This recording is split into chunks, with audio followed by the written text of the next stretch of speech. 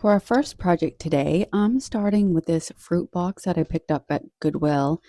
I think I paid $4 for it.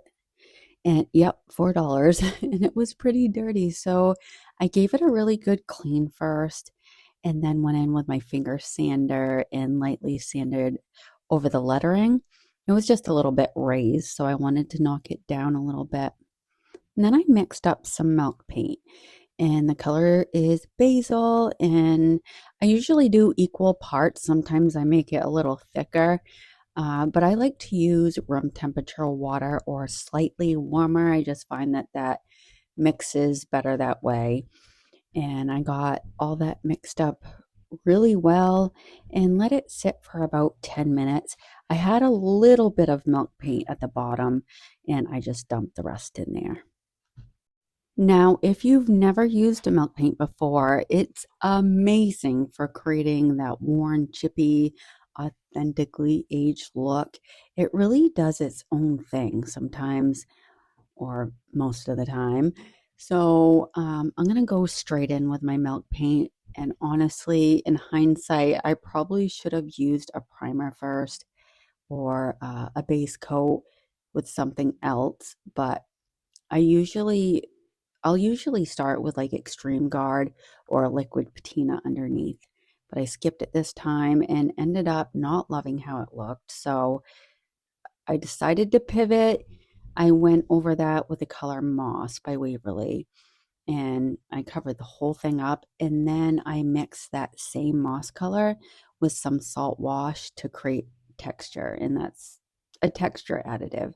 And I like mine to be like really thick, almost like putty, because I really love those textured pieces, the peaks that it creates. So I brushed that on, and then I went back over it and stippled and dabbed to build that texture up. If you don't have salt wash, you could use baking soda. I've even used plaster of Paris, but used very little. I mean, a little bit of plaster of Paris goes a very long way. You just have to work rather quickly. At least I found that I had to work rather quickly. But once I got my coat on there, you can see I have a different brush and I'm kind of going at an angle and I'm knocking down those peaks. And I do this just to soften it a little bit so they're not too sharp. Just lightly brush over them. Now I'm going to mix up some more milk paint, and this is in the color Flour Sack. And I love this color. It's a nice white with just off-white just a little bit. And it reminds me of like a farmhouse linen color. And so I did 3 tablespoons of milk paint and then 3 tablespoons of water. And I just find it blends easier if I add the water first, then go in with like a tablespoon of the powder. And it just cuts down the clumping, I think, and gives you a more smoother mixture. Now, I know I'm going to go fast on a lot of this, but I'm not going to have you sit and watch me do it all in slow motion. I'm going to give this 2 coats, and the second coat cracks way better than the first, but my first coat was a little bit too watery. So off camera, I am going to mix in a little bit more of that Flour Sack. In between coats, I'm going to go in with my blow dryer. Sometimes I use my embossing gun, but I find that's so hot. If I use my blow dryer, I can go back in between cool and hot, and that really, really makes it dry rather quickly and provides more crack, in my opinion.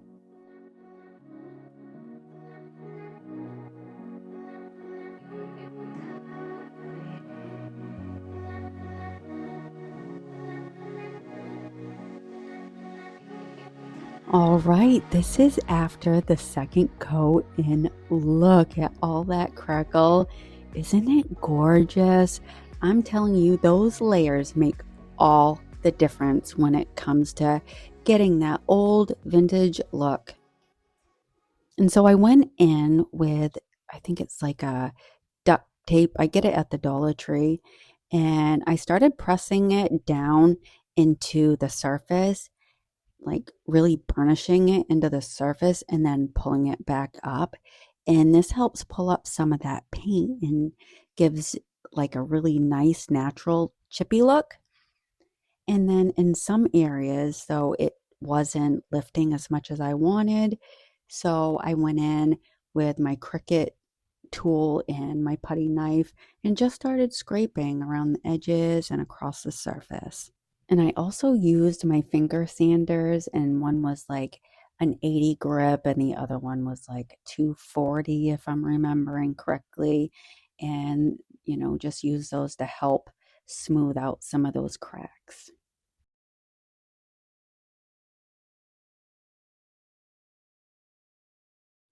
I'm going to take these beautiful roses from the St. Wen transfer book, and I'm going to remove the butterflies for now.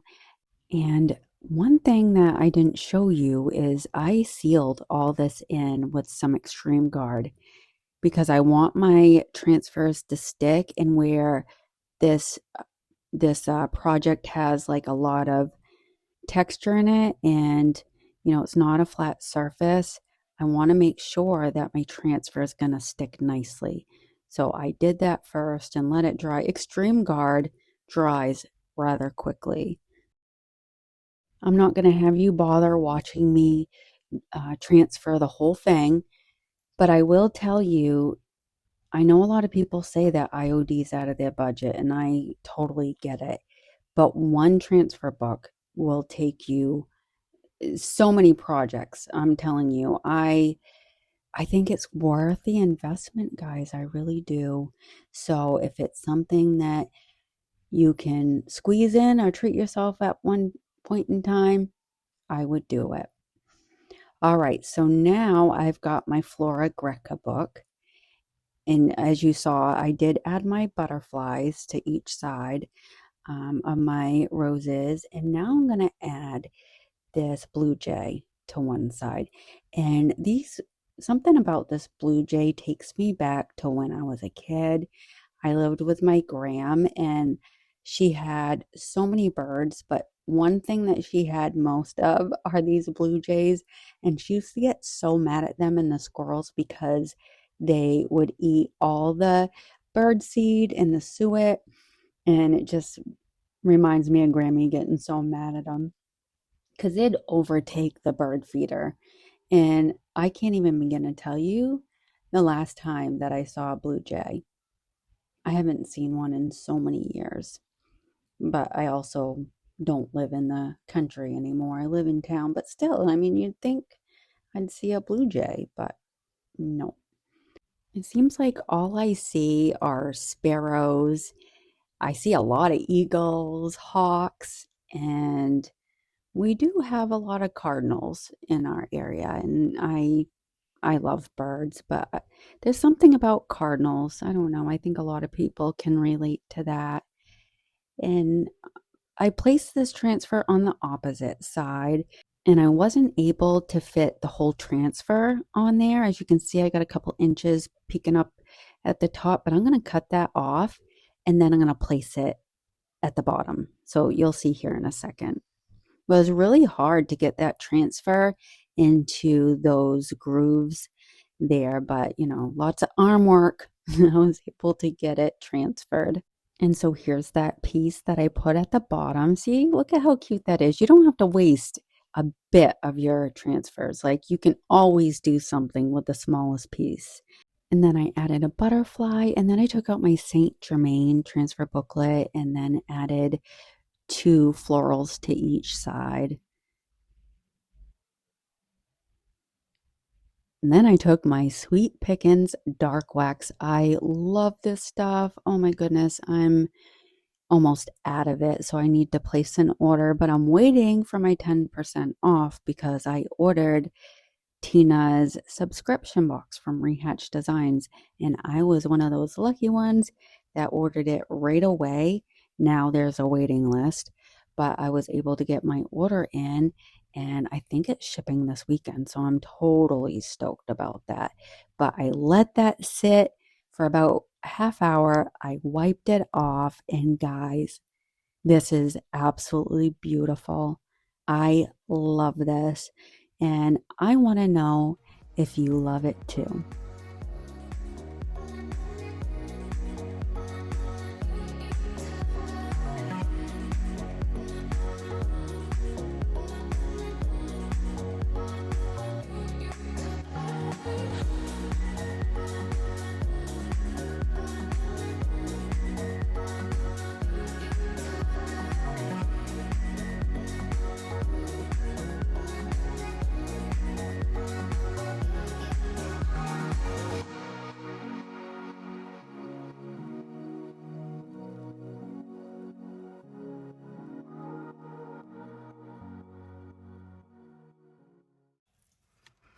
All right, guys, today I'm working with this thrifted piece. It's like a wooden dough bowl with this big giant scoop. I paid $6 for it at Goodwill, and it's been sitting in my stash for a while now because I wasn't sure what I wanted to do with it until today. At least I think I know what I'm going to do with it. I know I want it to look really old and chippy, like it's been around forever. So I'm going to go in with some milk paint, and that's going to help bring out that worn age look. But first, I'm going to seal in this raw wood with some extreme guard, and that's going to help the milk paint chip and crack instead of just soaking into the wood. You could, I could use a coat of paint first, or maybe seal it in first and get the similar effect. But for this piece, I'm gonna go in with this because I know I want to come in later and distress it with some glazes. And there's also like some cracks and some imperfections, but I actually really love that. And I think it just adds more character. And you know, if you've been here, that all about that vintage feel. And I think this is going to end up being like more of a decorative piece when it's done. Maybe I can just store some things in it. But anyway, I'm going to lean into all of it, and let's get started and see how this turns out.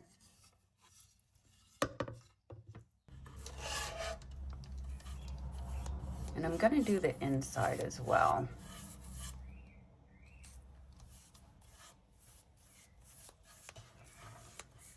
And extreme guard's really thin, so it spreads really easy.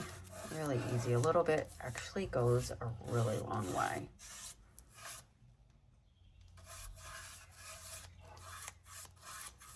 So these projects are actually something I made a while back, and I'm just now getting around to sharing it with all of you. I had more than several projects sitting on my phone, probably like 10, 12. So I'm just kind of clustering everything, trying to push them out for all of you to enjoy. But back to this one, I gave everything 3 coats of the color Flower Sack, which is a milk paint by Sweet Pickens. And my first coat ended up being a little too runny, and you can tell when it's too runny because it's quite transparent. So the second coat, I mixed a bit thicker, and that's where the magic really happens. So when your milk paint is thicker, it gets a lot chippier, and I love that chippy, time-worn look. And also, if you want it really distressed, vintage, don't be afraid to add a little more powder. Now, when I first looked at the spoon, I'll be honest, I was bummed. And even though I sealed it with the extreme guard, the handle chipped more than I expected. But then I stepped back and thought about it, and honestly, it makes perfect sense. If a piece like this were truly old and well loved, the handle would naturally wear down first, right? From being held over time. The oils in your hands, the constant use. So, instead of fighting it, I leaned into it. In the end, I actually love that detail. And so I sealed everything in with more extreme guard. You definitely want to seal in your milk paint because if it gets wet, it's going to reactivate, and we don't want to undo all of that beautiful work right? And plus, I'll be adding some transfers, so sealing in everything just gives me a nice smooth surface. And I'm using a combination of Redesign's the Enchanted Grove, and IOD's Madeline. And so off camera, I added Madeline all along the bottom, and I wanted to squeeze a bird in there, but I've been really wanting to use the Enchanted Grove. So I cut out that piece of bird and just made it. I wanted it to look like it was one cohesive design, and the pink and the Enchanted Grove goes good with the Madeline design that I chose. And so one of the things I love so much about transfers is you don't have to waste any amount of it. Every little piece can be used in a design. You just have to fit it where you want it. And I mean, even though, like I said earlier, they're a little pricey, but it's just so worth it, guys. It just is. And then I added a transfer to the handle.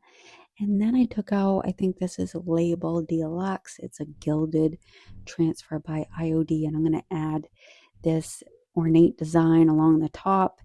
And I think bringing in a touch of gold to about any project really elevates it and gives it that old world French look that I just love it, guys, so much. So the thing with gilded transfers, you really have to be careful. You don't have to apply much pressure at all. And I just try to go around the design and not onto the part without the design, because some of that gold can transfer over. And if you apply too much pressure, you can actually mess up the design. They're quite delicate, really, and a little time consuming sometimes. And when I'm done, I'm gonna seal it in with some Extreme Guard. I did seal in the others off camera, but I will say that I've forgotten to seal in my transfers and went in with my oil wax, and it did nothing. Like, it didn't hurt my transfers at all. So that's all safe. And I'm going to add some more of those transfers onto my spoon.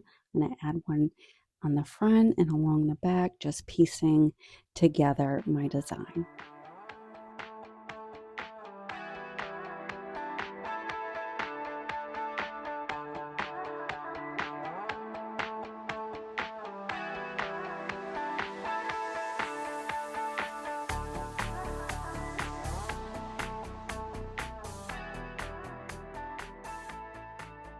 And I wanted to include some of that gold onto the handle. So I chose this typography. I can't remember which booklet it came from.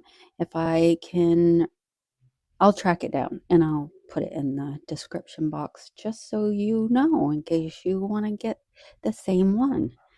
And I'm going to seal these in as well. Because the gilded transfers are so delicate, I burnish them with my fingers, just gently kind of just tapping and gently rubbing. I don't like to use a transfer sheet. I've just had bad luck with that. All right, I'm going to do a little bit of sanding, and I'm going to go over the whole thing with my Sweet Pickens dark oil wax. I'm going to cover the whole thing, and I let it sit for about a half hour, 45 minutes, and then I wiped it all back. And this is really where the magic happens. After wiping back that oil, it's just like, that's when it hits. That's when it hits, and I am totally in awe. I think this came out so pretty. I absolutely love it. I can't wait to hear what you think of this one. Look at all that beautiful crackle. And I'm going to show you with and without the bowl what it looks like inside with all that beautiful crackle. And here I styled it with some ranunculus and some greenery. Let me know what you think. All right, on to our next project. I thrifted both of these boards and I'm painting one the color Agave and the other the color Moss. And they're both chalk paints by Waverly. I am happy not to get full coverage, leaving the side so it's like a border. And then I'm taking some transfers out. And this one is Flora Greca and the other one is by any other name. I'm just going to choose some designs and start putting my design together.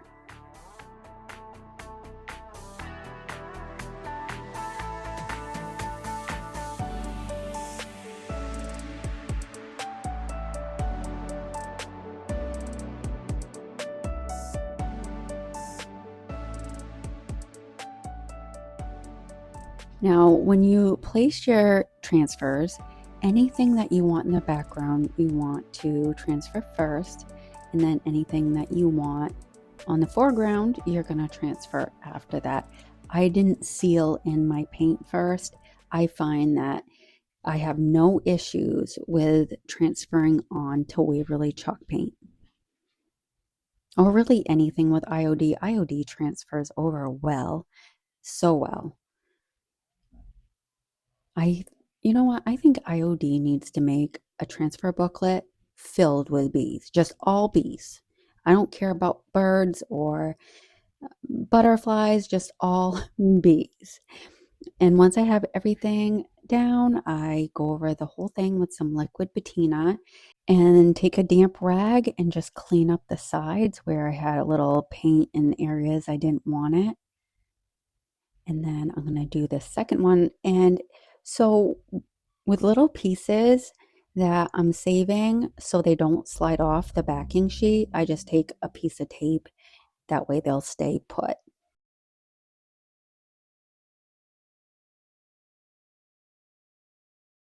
I'm cutting off that bit of overhang and I'm going to place that at the top.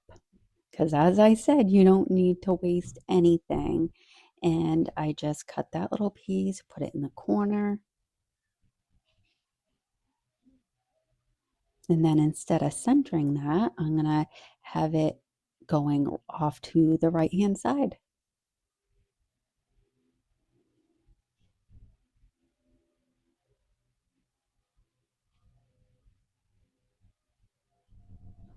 And I added another bee, a butterfly, and I took that same rag and I wet distressed a few areas.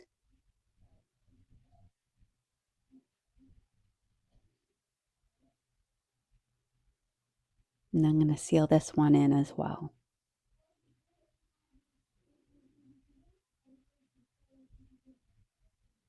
Then I decided to sand it just a little bit. I'm sorry, I'm going fast on a lot of this, but this is rather time consuming. And then I'm taking my texture stamp and just adding a little bit of crackle here and there.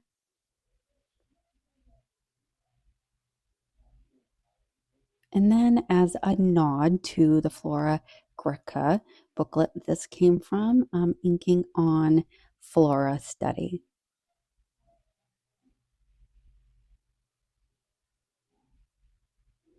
And that is it for this, guys. I love these. The only thing I haven't done yet is add a hanger to the back of each of them, but this is definitely something that I'm keeping for my home. What do you think of these?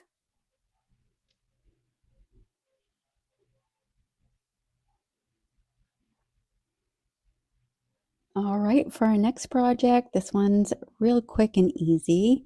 I'm painting this little Dollar Tree book block here, the color Agave. And this is mixed with some salt wash. I had some left over from a previous project, so I figured I'd go ahead and use it up here. And I'll be sharing that video with you very soon. I'm really excited about that one. I've been trying to get a lot of content out lately, and honestly, the projects you're seeing in this video, these are the ones that I am drawn to. I just love working with milk paint, transfers, stamps, anything thrifted, and just giving it new life. That's really where my heart is. And don't get me wrong, I enjoy all kinds of crafting and I love being a part of collaborations and trying different things. But this style right here, this is what I keep coming back to. And I'm actually really curious what you guys think. Do you think, or do you like seeing everything all together on one channel? Or do you prefer if I separated it out a bit? And I do have another channel that I haven't really posted on yet. So I've been wondering, maybe everyday crafts on one channel and then thrift flips on another with more vintage pieces. I don't know. You'll have to let me know what you think down in the comments. As I was talking, I sanded that block down, and this inlay is part of the Dipsy Blooms. If I remember correctly, it came out last spring. I love this one. It's so shabby chic and girly, and I can just see a cottage decorated with all these dainty flowers and pinks, and I love that yellow with pink. I wouldn't ever consider, taking a project and incorporating yellow and pink together, but I love it. I love it, and I'm going to do something real soon, just pink and yellow. All right, what I'm doing now is sealing in my chalk paint. I'm going to give it a nice even coat, and I'm going to let that dry. And then once it's dry, I'm going to go in with another layer of Extreme Guard, and that's what I'll be using for my inlay. So I'm going to apply a nice, good, healthy coat, and then I'm going to spray my inlay and get it nice and wet before setting it down into my Extreme Guard. Just set it down real nicely. Try to not get any wrinkles or air bubbles, but you have time. You have time to, make sure that it's nice and flat. And I got my damp rag. I'm pushing that inlay right into my Extreme Guard. And then I'm just going to let it completely dry. I know a lot of people speed up the process. They'll use a heat gun. I've done that before, but I just prefer to let it air dry. And once it's dry, I'm going to spritz it again and take my damp rag, dab, dab, dab to remove the excess, and then begin pulling my inlay back.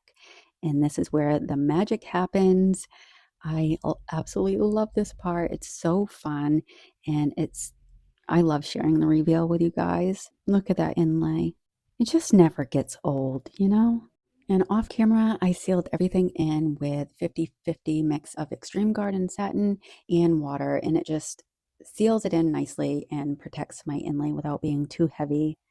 And I have these they're like chess pieces that I got on Temu, and I'm going to add some little feet to this. I don't often make risers, but once in a while I do. And just using some Titebond Quick and Thick and making sure I clean up that excess glue. I didn't bother paint the bottom or paint the feet. I like the natural wood look. But that's it for this. It has a little chick on it. I made it before Easter, and I think this is just precious. What do you think of this? And as always, I'm leaving you a recap of everything that we made today. If you liked this video, I'd love it if you gave it a like and chat it up with me in the comments. If you've been here, I absolutely love talking with you guys and getting to know you. And if you really love it, go ahead and hype me up. That would just mean the world to me.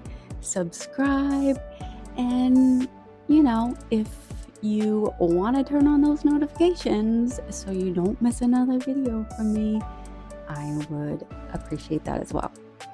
All right, guys, have a wonderful evening, and I will see you on the next one. Bye.